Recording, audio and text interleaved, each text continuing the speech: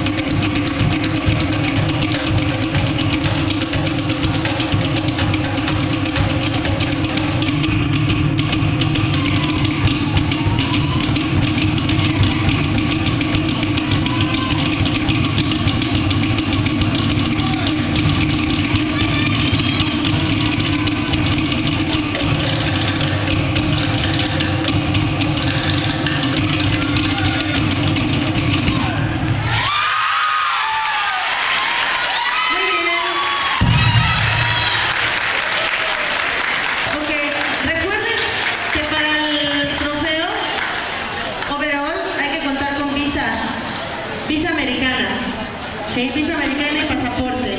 Vigentes. Ok, pasen chicas de la semifinal, pasen por acá por favor. Listo, ya está el grupo Kadaiki Nui, ganadora del overall de la quinta edición de Teori Tahiti. Tiene su pase directo al World Championship de este año, para noviembre de este año, ¿sí? Y además su vuelo únicamente de Los Ángeles a Tahiti, vuelo redondo, ¿ok? Va a haber 2 elegidos. 2 elegidos, uno con vuelo y uno con una tarifa preferencial, pero es muy simbólica. ¿Ok?